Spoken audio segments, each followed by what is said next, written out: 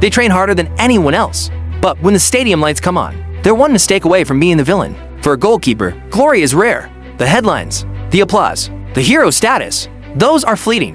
But the blame, that sticks like mud. One slip, one bounce, one fingertip too short, and the whole world suddenly knows your name for the wrong reason. Every sport has pressure, but goalkeeping, it's not just pressure, it's living on the edge of humiliation every single game. Ask any goalkeeper, and they'll tell you, it's not about saving the easy shots. It's about surviving the impossible ones, because no one remembers the dozen times you kept your team alive. They remember the one time you didn't. This is the unfiltered truth, the reality that's never shown in highlight reels or TikTok clips. The reality of being the last line of defense. Picture this, you've got 90 minutes of mental warfare ahead of you. You don't get to disappear in the midfield crowd. You don't get to take a breather on the bench. You're alone. Everyone's eyes locked on you. Fans, opponents, scouts, cameras, and worst of all, social media. Welcome to the mental health revolution in pro sports, where every play is clipped, slowed down, replayed 1,000 times on Twitter, and analyzed by millions of armchair goalkeepers who've never touched a pair of gloves in their life. They call it feedback. You call it digital execution. And this pressure, it doesn't start when the whistle blows. It starts days before, nights before, lying in bed staring at the ceiling, replaying hypothetical shots in your mind. What if I dive left? What if they chip it? What if my timing's off? The mental strain is relentless. You can't switch it off. Now, here's the part most people don't understand. Goalkeepers don't just train to stop the ball. They train to stop panic. They train to keep their heartbeat steady when the world is screaming. They train to see patterns before they even happen. Modern goalkeepers, they're like human data processors. Some clubs are even using AI to track reaction times, micro-adjust foot placement, and predict penalty patterns based on thousands of past shots. The game has gone beyond instinct, it's become a science. And yet, with all this technology, one tiny human error still erases everything. Think about it. A striker can miss 5 shots, but if he scores the winner, he's the hero. A midfielder can misplace passes all game, but if they assist once, the crowd forgives. A goalkeeper, you make one wrong call in the 88th minute, and you've cost the team everything. That's the cruelty of the position. You're never truly winning the game. At best, you're preventing it from being lost. Now, imagine this. The scoreboard reads 0-0. It's the 94th minute. Your defense has been shredded for the last 5 minutes. The opposing striker breaks free. It's just you and him.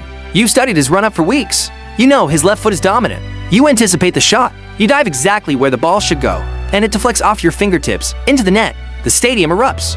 Not in celebration, but in accusation. And here's where the goalkeeper's curse kicks in. People don't just blame you for missing the ball. They blame you for everything that led up to that moment. The bad defensive line. Doesn't matter. The striker's perfect placement doesn't matter. The fact that it was one of the most difficult shots in the game doesn't matter. Because you're the last person who could have stopped it, and you didn't. It's in moments like these that goalkeepers carry a weight no one else on the field understands. The silent weight of what if. What if I'd reacted faster? What if I'd guessed differently? What if I'd just been better? And the worst part, those what ifs don't leave after the game. They come with you on the bus ride home. They sit with you at dinner. They whisper in your ear when you're trying to sleep. You scroll through your phone. Your name's trending, but not for the reason you want. Clips of your miss are everywhere. Some turn into memes. Some slowed down in painful slow motion with captions like worst save attempt of the season. The mental toll, it's crushing. And it's not just about ego, it's about identity. For a goalkeeper, confidence isn't a luxury, it's survival. Lose it, and you're done. Because every decision, every movement, every dive, it all hinges on believing you will stop the ball. And when doubt creeps in, that's when the real damage happens. This is why mental health in athletes, especially goalkeepers, is finally being talked about in 2025. Sports burnout is real. Performance anxiety is real. And the rise of viral sports clips has only made it worse. There's a hidden truth to goalkeeping. It's not just a position, it's a psychological battlefield. You're not just fighting the opponent. You're fighting your own brain, your own doubts, your own fear of failure. And yet goalkeepers still step out, game after game, knowing that one mistake could define them. They still put on the gloves. They still stand between the posts because for them, the risk of failure is worth the rare, fleeting taste of glory. But the question is the cost too high? There's this moment that every goalkeeper dreams about, the one save that changes the game. The fingertip stretch, the full body dive, the one where time slows down, the crowd gasps, and the commentators can't stop replaying it. It's the drug that keeps them coming back. The proof that, despite everything, despite the pressure, despite the abuse, despite the fear, you can be the hero. But what's rarely talked about is how rare those moments are. For most keepers, the season is a grind of small victories. A deflection here, a good catch under pressure, a clean sheet on a rainy Wednesday night. There's no fireworks for those. No viral clip. Just a pat on the back from the defender who knows you bailed him out again. And still, every training session is a war. In 2025, training isn't just running drills on grass. It's VR simulations to sharpen reflexes. It's eye-powered shot analysis breaking down every micro movement. It's biometric tracking of heart rates and cortisol spikes to measure how stress affects your reactions. The science is there to make keepers faster, sharper, more resilient. But no AI can prepare you for the chaos of a real match. No simulation can mimic the weight of an entire stadium's expectations. You're standing there in the 72nd minute, your shirt soaked, your legs heavy, your gloves slick with sweat, and suddenly the ball is screaming toward you at 80 miles an hour. That's not data. That's survival instinct. And survival comes at a cost. Physically, goalkeepers push their bodies in ways most athletes never will.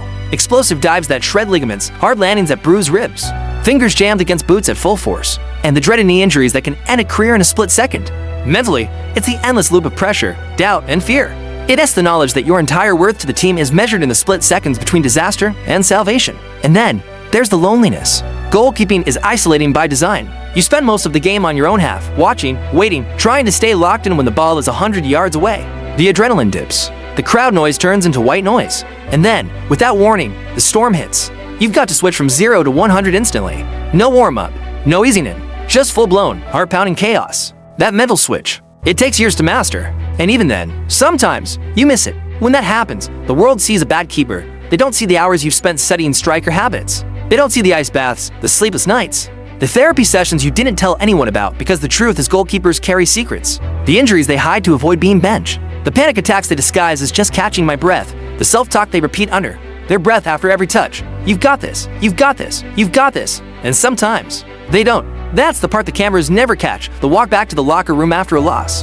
The way the air feels heavier when you've let the team down. The long shower where the water hides the tears. This is why so many goalkeepers burn out young. Not because they lose their talent, but because they lose themselves. The pressure to be perfect is relentless. And in 2025, perfection isn't even enough. You have to be perfect and entertaining.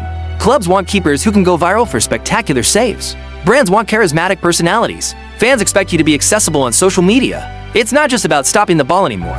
It's about being a marketable product. And here's the twist. Some of the best goalkeepers in the world, they're walking away. Not because they can't handle the game, but because they don't want the rest of it. The noise, the scrutiny, the constant judgment from people who've never stood in your place. For the ones who stay, it's about resilience. Not just physical toughness, but mental endurance. The ability to get up the next day after being torn apart online, to train with the same hunger, to face the next match without fear. Because in the end, goalkeeping is a paradox. It's a position where you are constantly one step away from disaster, and yet, somehow, you learn to love the edge. You learn to live in that space where the stakes are highest, where the line between hero and villain is as thin as a goalkeeper's glove. And maybe that's why goalkeepers are a breed apart. Not better, not worse, just different, built for a game most people would crumble under. So why does it really suck to be a goalkeeper? Because the job is thankless, unforgiving, and punishes even the smallest mistake.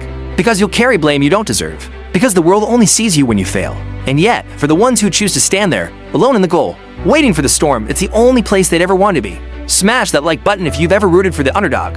And tell me in the comments, who's the one goalkeeper you'll never forget? Don't forget to subscribe because tomorrow, we've got a story about an athlete who walked away at the top of their game and you won't believe why.